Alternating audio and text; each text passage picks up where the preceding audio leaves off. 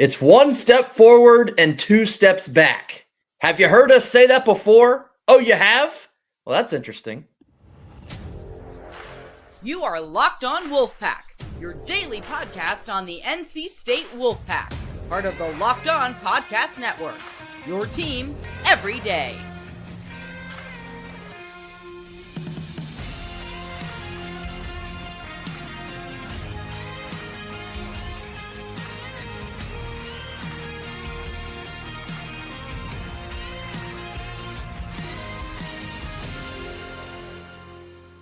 What's up, Wolfpack Nation? It's time to get locked in with Locked On. Thanks for making Locked On Wolfpack your first listen each and every day. We are free and available wherever you get your podcast and on YouTube, part of the Locked On Podcast Network, your team every day. Today's episode is brought to you by Gametime. Download the Gametime app, create an account, and use code Locked On for $20 off your first purchase. Happy Wednesday to all. As always, I'm Grayson Boone, joined by former Wolfpack defensive tackle Kenton Gibbs. Kenton, the NC State men's basketball team lost another crucial home game last night, 87-83 at the hands of the Syracuse Orange, now swept this season by Syracuse. This is a quad 3 loss, entering as a 7.5-point home favorite. This was brutal. Hello, darkness, my old friend. I've come to talk with you again, because that's how I feel watching this NC State team play sometimes. The minute that they give you hope, the minute that they give you motivation, you know what? What does that old song say? The light at the end of the tunnel is an oncoming train. That's what we saw here. You see a win at Clemson and you say to yourself, did we just beat the team that mollywopped us 3 times last year, each game being progressively worse than the last? Oh, we love that. We love that. And then you say, okay, there's a slim chance. There's a hope. There's an iota of belief in this team. And the minute you put that to them, they show you, hey, we are who we are. Okay? We are who we are.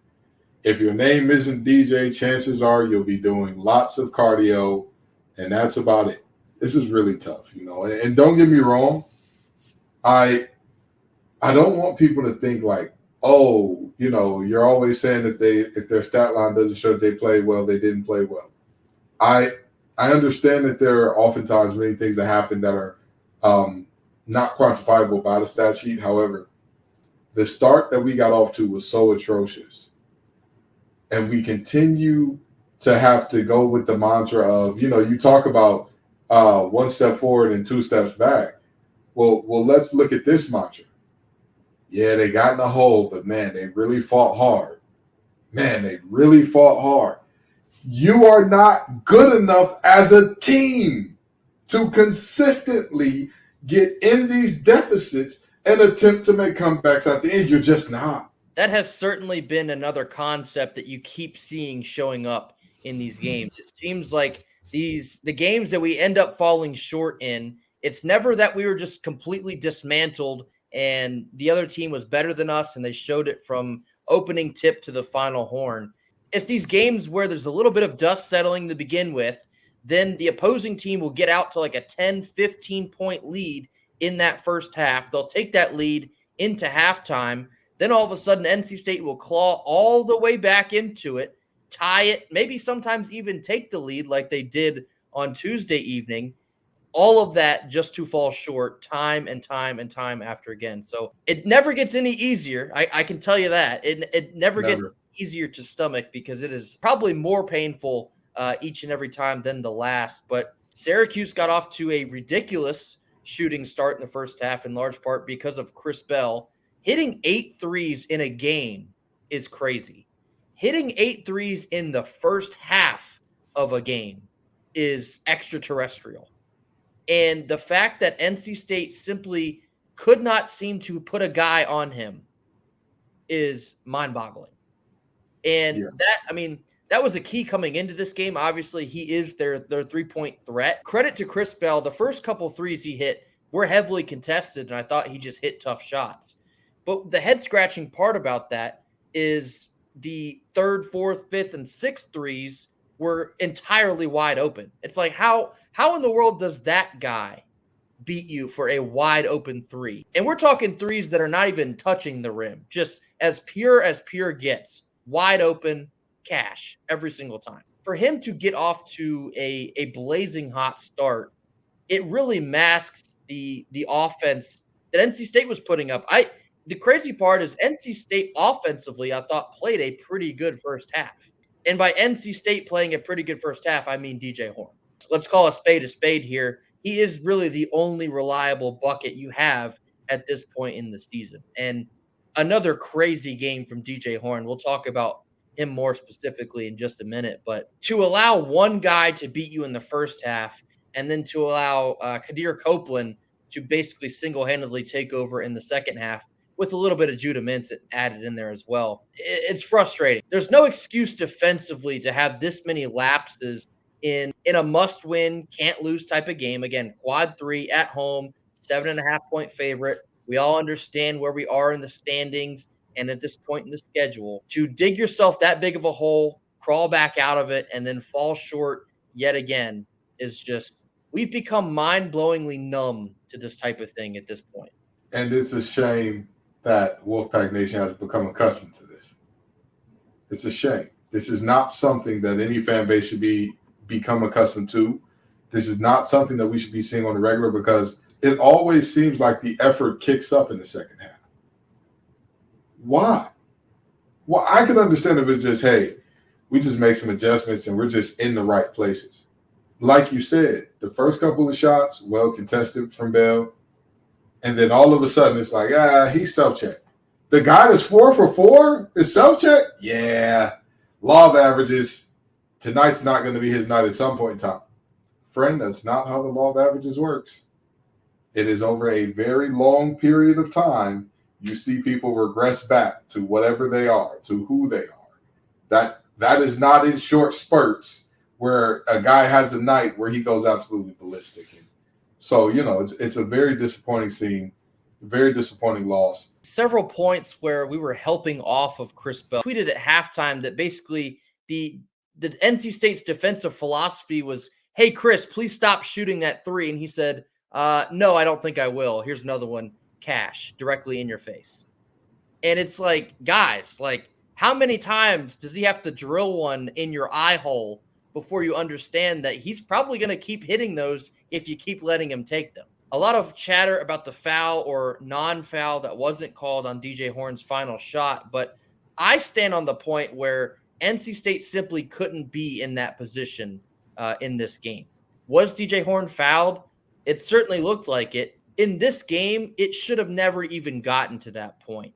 You have to be able to play consistent enough defense to know that Judah Mintz is a foul merchant. I thought they did a fairly good job keeping him in check until late in the second half. And the other real threat on their offense was going to be Chris Bell. I think he was, 8 for 9 in the first half. I mean, you talk about making somebody a hero for a day. Another kind of recurring theme, it feels like at times for NC State basketball. Just tough to stomach. And the valiant comeback effort was great. Outside of DJ Horne, there's just no one doing it consistently enough that you can continue to crawl out of these double-digit efforts and expect to keep winning games. So tough one to stomach here. Up next, we're going to be talking about DJ Horne's continued backpacking effort as well as what the tournament now kind of looks like for NC State basketball after a quick word from our sponsors. Our first sponsor of the day is Gametime. Gametime is the fastest and easiest way to buy tickets for all of the sports, music, comedy, and theater events near you. With killer last-minute deals, all-in prices, views from your seat, and their best price guarantee, Gametime takes the guesswork out of buying tickets. Gametime is the only ticketing app that gives you complete peace of mind with your purchase. You can see the view from your seat before you buy, so you know exactly what to expect upon arrival. Their all-in prices show your total upfront, so you know you're getting a great deal before you check out, and you can buy tickets in just seconds with only a number of taps. Gametime has deals on tickets right up to the start of the event and even an hour after it starts, making it the place to find last-minute deals on seats. And with the Gametime guarantee, you'll always get the best price. If you find tickets in the same section and row for less, Gametime will credit you 110% of the difference. So take the guesswork out of buying tickets with Gametime. Download the Gametime app and use code LOCKEDON for $20 off your first purchase. Download Gametime today. Last minute tickets, lowest price guaranteed. Middle portion of our Wednesday show.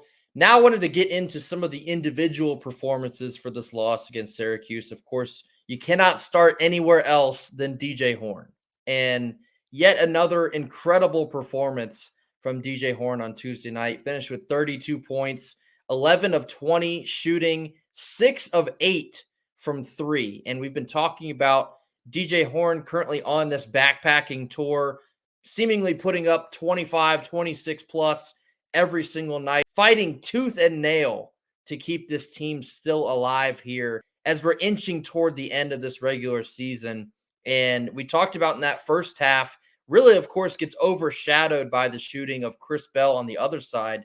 But DJ Horne, for at least for a little while, was going shot for shot with, doing everything he can to keep this team still breathing. And I think the bigger point here is it's just a little bit of a shame that he is the only guy that consistently can do it night in and night. I'm not trying to throw everybody 6 feet under here, but we got to call a spade a spade. The rest of the guard play outside of DJ Horne has been brutal. It's been wildly inconsistent. And you look at Casey Morsell, he's not the same Casey Morsell. And there's several different factors that go into a change like that. But he seems to just be a shell of his former self. And it's killing this team. And Jaden Taylor, he has his offensive inconsistencies. We know he's a very solid defensive player, and that is why he gets the bulk of the minutes that he does. But when DJ Horne is the only guy that can hit a shot from outside or generate consistent offense, you're going to continue to run into games like this one. He can only do so much essentially by himself. And so he deserves better, man. It's tough to watch him put on a show like this for, what's this, 5 or 6 games consecutively. Basically just feels all of this is for naught. And we talked about the Clemson win on Saturday was great, but if you lose this game against Syracuse, it kind of feels irrelevant after that. Well, here we are now. Fantastic performance from DJ Horne. It wasn't enough. And now we're right back in the mud where we've been, for the majority of the season here. Every player on this team, not named DJ Horne, combined to go 1 of 9 from deep. 1 of 9 from deep. That's every single player who attempted a three-pointer in this game. Let's take it a step further. Let's look at just the guards here. DJ Horne, 11 of 20 on the night, which was good for a 55% field goal percentage, okay? And what did the rest of our guards do? Well, in terms of our starting guards, which were O'Connell and Morsell, combined 1 of 6, 4 points in total. Our guards off the bench, combined with our guards who started the game, you're looking at a whopping, let me make sure I got this right here, 6 of 17. At some point in time, somebody has to go with them. Somebody has to go with them. It cannot be a one-man band. Somebody has to go with him. I'll give you this example, and I'll leave it right here. Beyonce Knowles is known as one of the greatest performers to ever have lived. She transcends genres. She's getting in the country now. Isn't that something? She transcends generations. She's been doing this since when I was like a newborn, like a very, very small child. I'm bald now. And there was a concert of hers where she was performing. And she said, "Turn the lights, please." And the person responsible for the lighting did not do their job. So what did that mean? If you weren't close to Beyonce, you missed out on a portion of the performance because somebody else didn't do their job. And that's somebody in lighting. We're not even pretending like this is Destiny's Child and Kelly forgot the lyrics or Michelle. We're not even pretending. We're saying that somebody that in the grand scheme of things you would consider to be insignificant did not do their part, and it hurt the whole of the performance. Well, what do you think happens on a team when you've got one guy putting on these mammoth numbers and everybody else out there just looking like a flash mob in matching uniforms? It's a shame, I tell you. Getting outside of the guard play as well, I thought DJ Burns had a couple costly mistakes, both defensively. The flagrant foul was costly, and just it's more of the same, essentially. You get what I mean there, just more of the same. I talked about Ben Middlebrooks. I thought he had almost a Herculean effort getting some of those boards late in the game. He did finish with a double-double, 12 points, 10 boards. Mo Diarra, basically another classic Mo Diarra performance, a lot of rebounds in some big spots, a little bit of offense. He did not continue his streaky three-point shooting. He was 0 for 3 in this one, but it's the same story. It's not enough outside of DJ Horne, and it cost you yet another game outside of the defensive lapses, of course. Not to beat a dead horse, you give up 55 in the first half. You're probably not going to beat many teams doing things like that. So we're continuing to stay stuck in this spiral, and you rise up and you win a quad 1 game finally on the road. You come back home quad 3 and you blow it. I did run a poll on our YouTube page, and I was asking what exactly you think that this team needs to rattle off. And at the time it was the last 6 games. Now it's 5 in order for this team to have a shot at the bubble. 63% of the answers said they needed to either probably win out, which was at the time go 6-0, or go 5-1 in any combination, whether that's losing at Chapel Hill, but beating Duke, beating Pitt, so on and so forth. It feels like after the Syracuse loss, I think we're back to that not really mattering again. I think you're back to looking at ACC tournament or bust. One positive to the resume that they had up to this point is they didn't have any bad losses. I'm not sure I would consider Syracuse a bad loss, but you didn't have any quad 3 losses or quad 4 losses, and now you do. So it's the epitome of a game you simply could not lose and you lost. And so now here we are. It's the losses like these that turn the spotlight on a little brighter at the head coach. And we know where the conversation is at. We know what the stakes are at this point. We know what the program currently feels like in terms of the buzz around it and the apathy that has set in. It's not a good place. NC State basketball is not in a good place right now. And so we're going to find out where the administration stands on what this program is and what it should be moving forward. But it's just another tough night as an NC State basketball fan. Listen, Wolfpack's Coach Land Security will come back if need be, okay? Agent Boone and Gibbs are never too far away to let you know exactly what's going on and whether or not our assets are safe at this point in time. So we'll keep watching. We'll keep our ear to the streets. We'll keep you updated. As soon as we know something, you'll know something. If this isn't going in the way that we currently have heard, which is, barring him doing something insane, Keats is going to be back next year. We're going to end our Wednesday episode on a positive note, talking about the coaching staff for the football team heading into 2024. After a quick word from our sponsors. Our second sponsor of the day is FanDuel. The wait is almost over for our state of North Carolina. FanDuel, America's #1 sports book, is on the way to our state. On March 11th, we'll finally be able to bet on all of our favorite teams in all of our favorite sports. With FanDuel, there's tons of ways for you to get in on the action. You can bet on everything from the money line to over-unders to which team will make a little noise in this year's March Madness. This all comes on an app that's safe, secure, and super easy to use. Plus, with live betting, you can even pick which player will put up the next bucket and maybe even the one after that. See for yourself why FanDuel is America's #1 sportsbook. Just go to FanDuel.com/lockedon so you can be the first to know when FanDuel goes live in North Carolina. That's FanDuel.com/lockedon. Make every moment more with FanDuel. Rounding out our Wednesday episode here, wanted to touch on the football news that came out on Tuesday.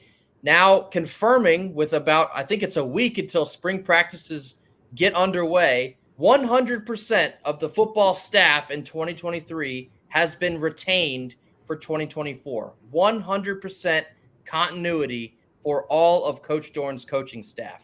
Kenton, what does this mean for a program trying to reach heights as the ones that are aspired for 2024? When you talk about what it means to retain the staff, this is one of the only teams in America to win back-to-back 9 games in seasons and have their staff, basically fully retained here. Like, that's not common in today's world of college football.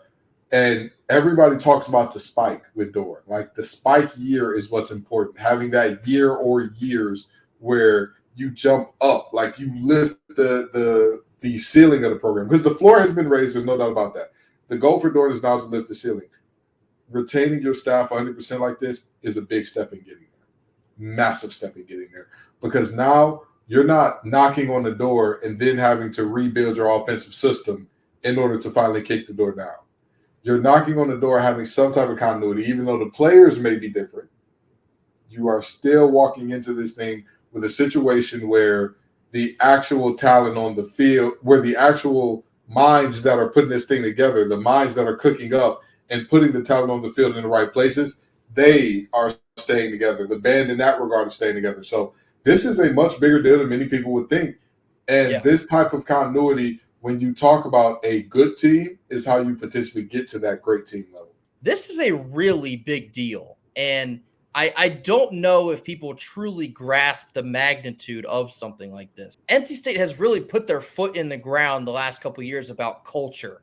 We're building a culture here. Peyton Wilson defeats UNC, goes on national TV and said, those boys in blue don't know about culture like we got here. That's how important that this type of thing is to the staff, this university, and this football program as an entity, as a whole here. Keeping everyone that was a part of this squad last year, keeping them all on board, it's key for a number of things.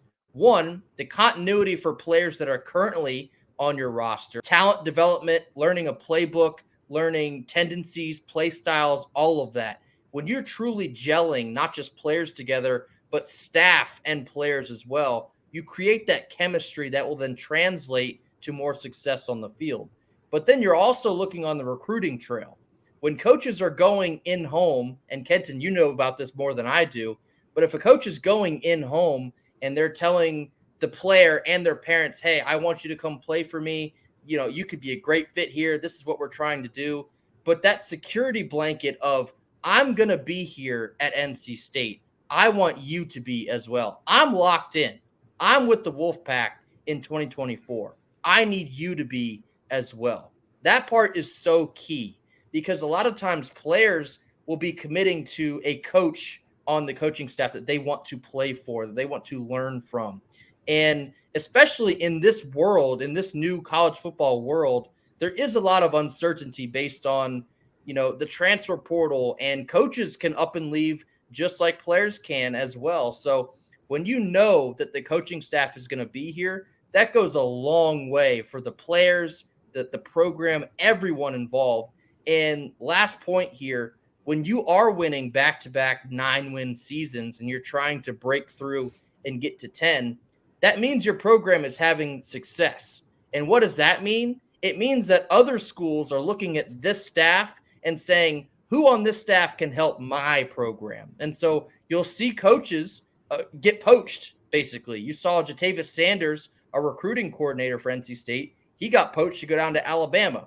That's a compliment in a sense, because Alabama is looking at NC State and saying, wow, these guys are doing a really good job on the recruiting trail. I think we need to go get some of that.